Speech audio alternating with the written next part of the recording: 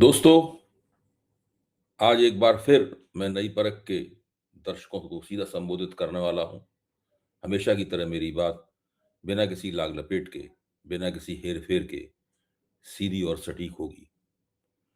दोस्तों, जब से नरेंद्र मोदी सत्ता में आए हैं, गोदी मीडिया बराबर एक ही बात का प्रचार कर रहा है कि मोदी के आने से टीना का युग शुरू हो गया है।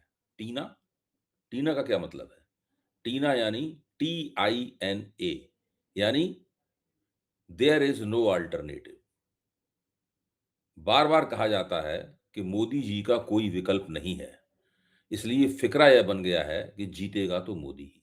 मैं चाहता हूँ आप भी मेरे साथ मिलकर इस नए अर्थ पर गौर करें। उन्होंने बताया है कि टीना यानी TINA का मतलब है देयर इज़ नो अकाउंटेबिलिटी, यानी किसी की कोई जवाबदेही नहीं है। राहुल की इस बात में दम है। सीधा हिसाब हिसाब लगाया जाए तो पूरी नंगी हकीकत निकल कर आ जाती है। उसे देखकर दिल घबरा जाता है, गुस्सा भी आता है।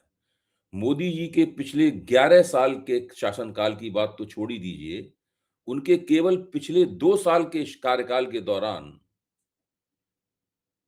20,000 से ज्यादा भारत के नागरिक केवल उनके कुशासन की वजह से जान देने पर मजबूर हुए हैं। केवल पुलिस की हिरासत और मौतों और रेलवे क्रॉसिंग पार करते समय मरने वालों की संख्या अगर जोड़ दी जाए, तो वही 20,000 से ऊपर चली जाती है। वह तो सरकार चालाकी से किसानों की आत्महत्या के आंकड़े नहीं देती, वरना यह संख्या कहां पहुंच जाती इसकी कल्पना ही नहीं कर सकते आप। राष्ट्रीय अपराध रिकॉर्ड ब्यूरो इतना तो बता ही देता है कि 2019 से लगातार प्रतिवर्ष 10,000 से ज्यादा किसान आत्महत्या कर रहे हैं। कुछ भी होता रहे, कोई कुछ भी करता रहे, भ्रष्टाचार होता रहे, पुल गिरते रहें, अस्पतालों में आग लगती रहे, हवाई जहाज़ों की दुर्घटनाएँ होती रहें, मेले, त्योहारों और सत्संगों में भगदड़ मचती रहे, चमकदार कैरियर वाले युवक कारों समेत गड्ढों में गिरकर अकाल मृत्यु के शिकार होते रहें। मणिपुर जैसे पूरे के पूरे प्रदेशों में 2-2 साल तक हिंसा की आग सुलगती रहे। मोदी जी पर कोई फ़र्क नहीं पड़ता। मौत की सौदागरी कल भी थी, आज भी जारी है। राहुल के शब्दों में कहें तो मोदी के शासन में आम लोगों की अकाल मृत्यु एक न्यू नॉर्मल बन गई है। दोस्तों, यह सूची बहुत लंबी है। इस वार्ता में मोटे तौर पर आपको बताता हूं कि आपको कहां-कहां और कब-कब मोदी के मैं आपको बताता हूं कि कब-कब, कहां-कहां मोदी के कुशासन के कारण लोगों को अपने प्राण खोने पड़े हैं। राहुल गांधी ने दिखाया है कि मोदी के इस कथित अमृतकाल में सड़कें लोगों को मार रही हैं, पुल लोगों की जान ले रहे हैं, आग लोगों को जला रही है, पानी उनकी मौत का कारण बन रहा है, प्रदूषण से लोग मर रहे हैं, भ्रष्टाचार की वेदी पर उनकी बलि दी जा रही है। पुलिस हिरासत में जाने का एक मतलब यह भी बन गया है कि कई लोग हवालात से जिंदा वापस नहीं आते। कभी सोनिया गांधी ने मोदी को मौत का सौदागर कहा था। वह संदर्भ गुजरात की लंबी चली अल्पसंख्यक विरोधी हिंसा का था। सोनिया गांधी का कहना था कि अल्पसंख्यक विरोधी हिंसा के बदले मोदी ने चुनावी जीत का सौदा किया था। भाजपा के पैरोकार इस बात को लेकर बहुत उछल-कूद मचाते हैं, लेकिन मैं पूछता हूं कि कुशासन के कारण पिछले 2 साल में मरे इन हजारों लोगों का हिसाब कौन देगा? मोदी देंगे, भाजपा देगी या राष्ट्रीय स्वयंसेवक संघ देगा? कहना ना होगा कि सोशल मीडिया, विपक्ष और खासकर राहुल गांधी का ध्यान मोदी के कुशासन वाले पहलू पर युवराज की बहुचर्चित मृत्यु के बाद गया है। नोएडा में बिल्डर द्वारा बनाए गए गड्ढे में युवराज की कार गिर पड़ी थी। वह 2 घंटे तक मदद की गुहार लगाता रहा। फायर ब्रिगेड, पुलिस वाले सब खड़े रहे, पर किसी ने उसकी मदद नहीं की। युवराज सरी की निर्दोष मौतों का खून मोदी की आस्तीन पर साफ दिख रहा है।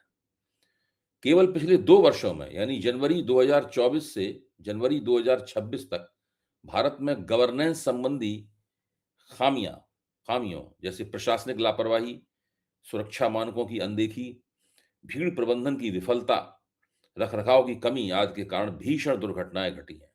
ये खामियां मुख्य रूप से सरकारी विभागों की निगरानी की कमी, अनुमतियों की अनदेखी, पुरानी संरचनाओं के रखरखाव की उपेक्षा और जांच में हुई देरी से जुड़ी हैं।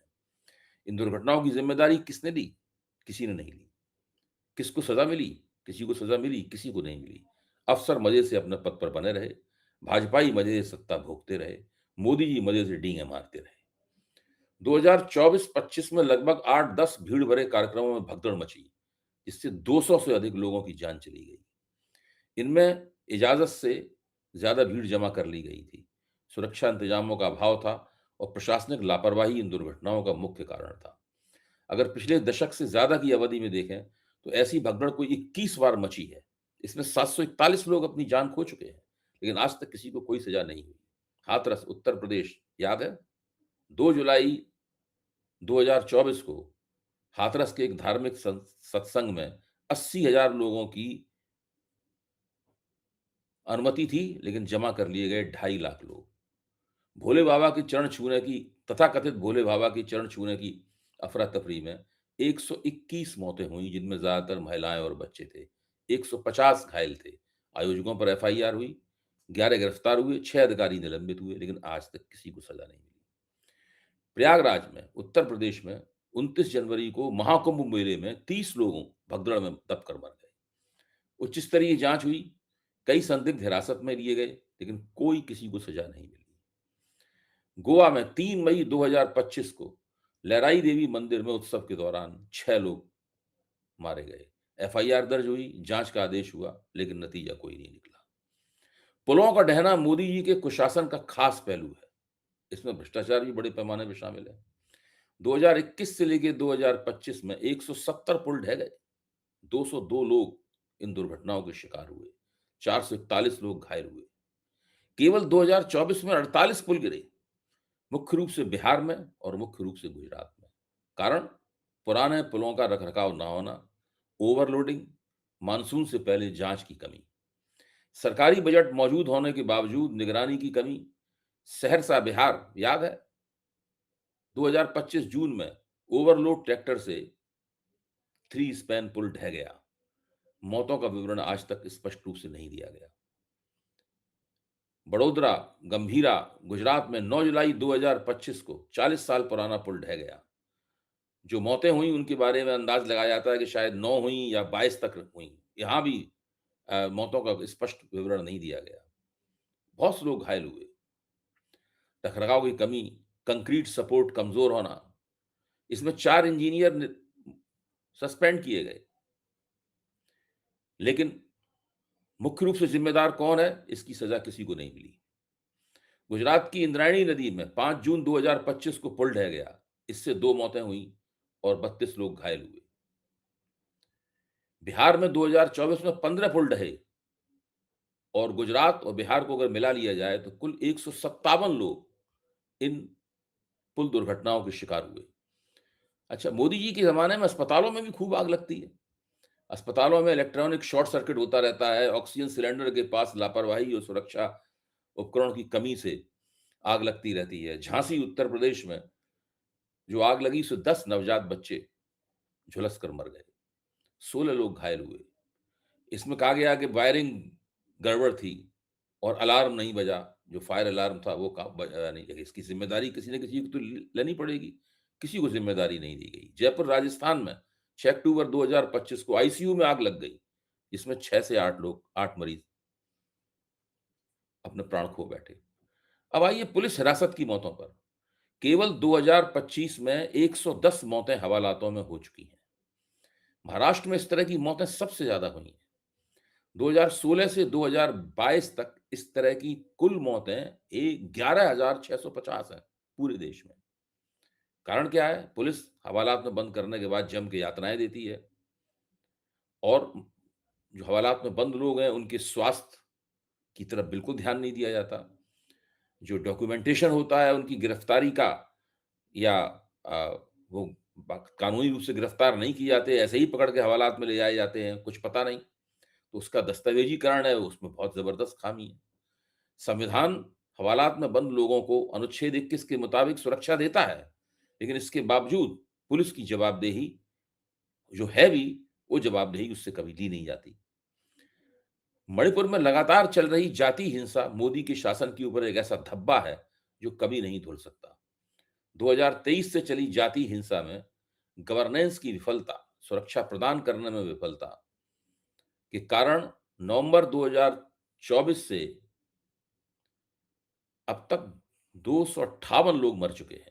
60,000 लोग विस्थापित हुए हैं। 2025 की हिंसा में और भी ज़्यादा मौतें हुई हैं। यह हिंसा आज अभी भी जारी है।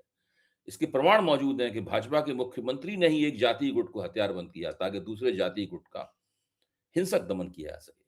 भाजपा की सरकार सीधे-सीधे इन मौतों की ज़िम्मेदार है। निर्दोष लोगों की मौत की एक श्रेणी तो ऐसी है जिसमें थोड़ा-सा ध्यान देने से हज़ारों लोगों को मरने से बचाया जा सकता है। पर मोदी सरकार आँखें बंद किए हुए बैठी रहती है।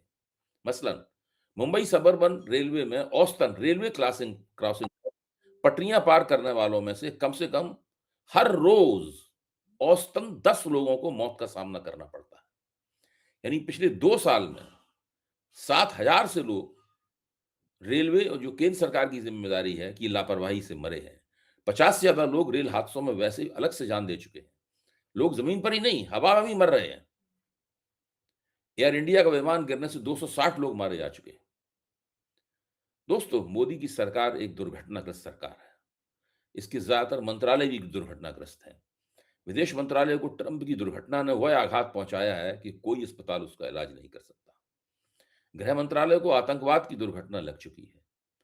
30 से ऊपर आतंकवादी वारदातों और 50 मौतों का बोझ उसके ऊपर है। नागरिक उड्डयन मंत्रालय के बारे में तो जो कहा जाए वह कम है। एयर इंडिया से इंडिगो तक इस मंत्रालय में सब कुछ अव्यवस्थित है। वित्त मंत्रालय आज तक एक भी ऐसा बजट नहीं दे पाया जिसने देश के गरीबों, बेरोजगारों और आम लोगों को राहत दे पाई हो। मौतों की ये सूची भी लंबी है। अक्षमता और दूरदर्शिता से भरपूर योजना का अभाव अपने आप में बेमिसाल है। कोई जिम्मेदारी लेने को तैयार नहीं है। इसीलिए दोस्तों, राहुल गांधी ने अपील की है कि हर आम भारतीय की जिंदगी आज एक ऐसे ही एक नर्क की यातना बन गई है। सिस्टम सत्ता के सामने बिक चुका है। सब एक दूसरे की पीठ थपथपाते हैं और मिलकर जनता को रौंदते हैं। देश में लालच की महामारी फैल चुकी है। शहरी सड़न इसका सबसे डरावना चेहरा है।